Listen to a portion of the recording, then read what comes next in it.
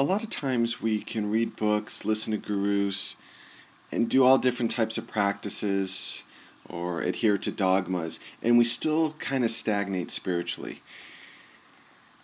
And we become frustrated, discouraged, and then we start blaming ourselves that we're unable to live to this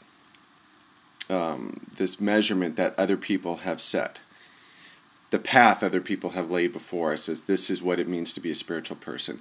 So one of a very effective technique to kind of bypass a lot of that struggling and effort is to realize that most of the suffering in our lives happens upon the surface. So if you think like if on an ocean, the closer you are to the surface, you're going to be bombarded by the waves, by the storms, by the lightning, thunder, whatever, all that stuff you're going to be exposed to. But as you go deeper, the deeper you go, the quieter it gets, the more tranquil it gets, and the less subjected you are to all the tremors and going-ons, kind of the chaos on the surface.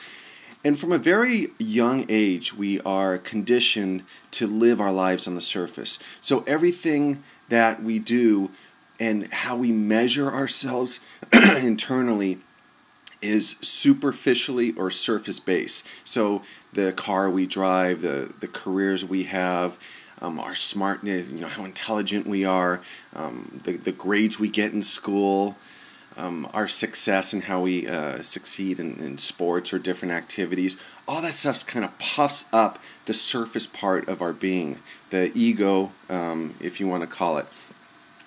And the ego and the surface part of living is very subjected to a lot of turmoil because the world is chaotic and there is not a sense of stability. There are times of great highs, there are times of great lows, and we get caught in that roller coaster ride.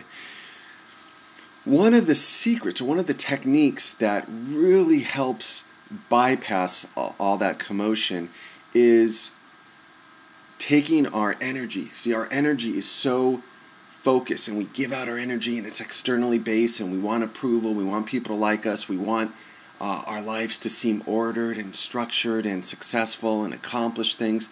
And so no matter who you are, when you live at that surface level, you're going to be subjected to suffering.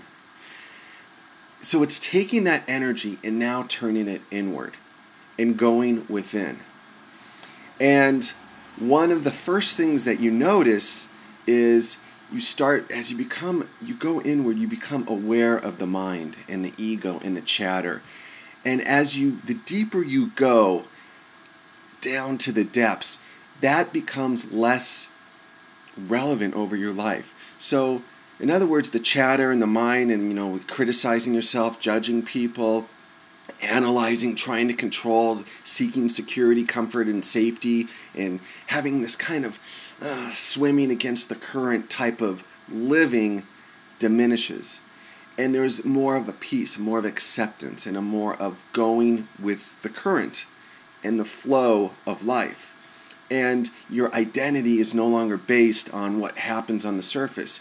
You just are, it's kind of like letting go. It's just kind of like letting go of the chains that hold us.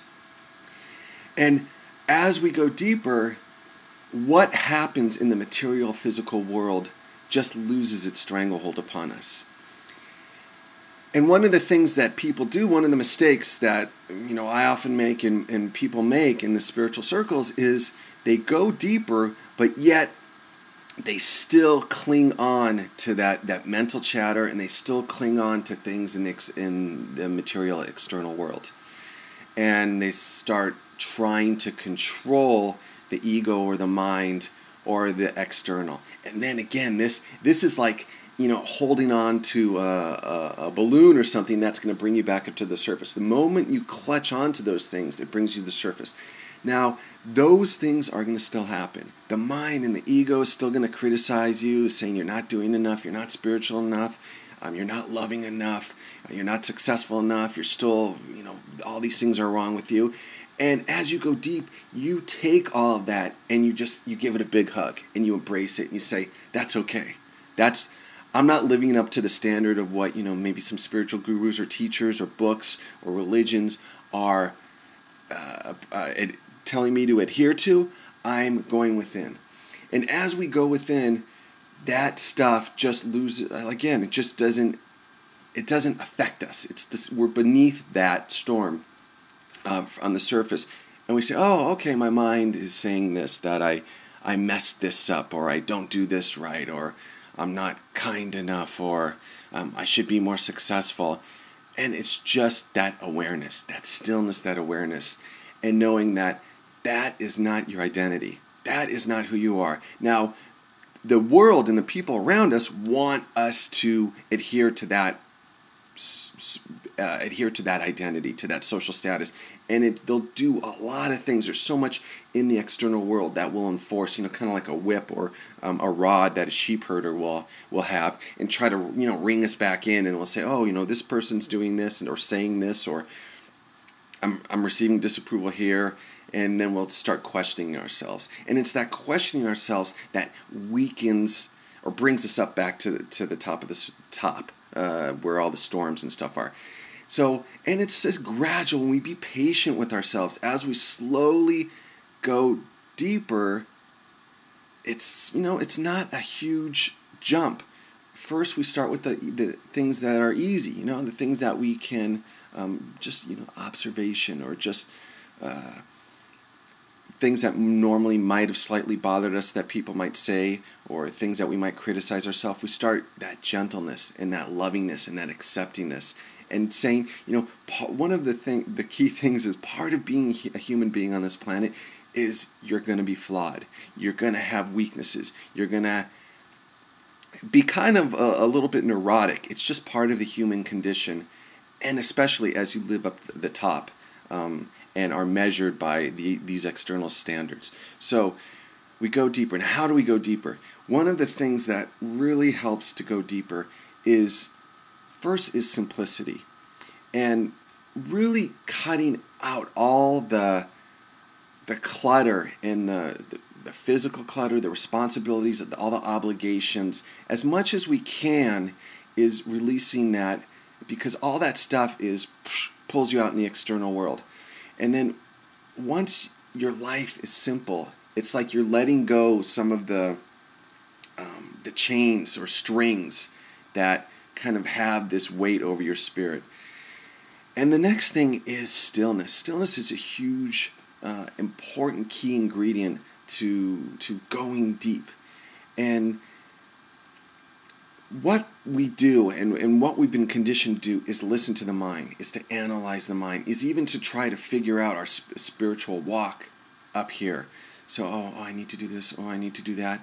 And it's a letting go of that analytical control. I'm striving, struggling, I'm going to achieve this, I'm going to do that.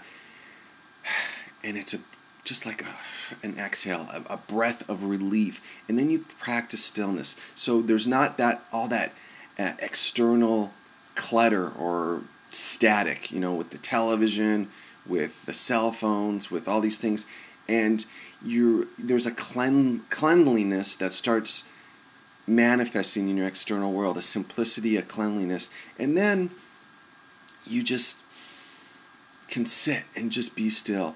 And oftentimes when I find myself going in my mind, because I'll try to figure something out, what should I be doing now, what decision should I make, and I say, you know what, right decision will just come. And I try to kind of bypass getting bogged down in the mind, and then I just breathe. And once you start practicing this, the answers and the action, the right actions and the answers all they come to fruition without that need to struggle, control, and analyze. And your identity is no longer wrapped up in the world. And you just feel the sense of calmness and tranquility, knowing that you're flawed, it's okay, and you're connected to, if you want to call it, to your intuition, your inner being, your spirit. Living there is like living below the surface, and it's just a great equanimity and peace overcomes you, and things just happen and naturally unfold. It's a beautiful, beautiful art. Thanks for listening.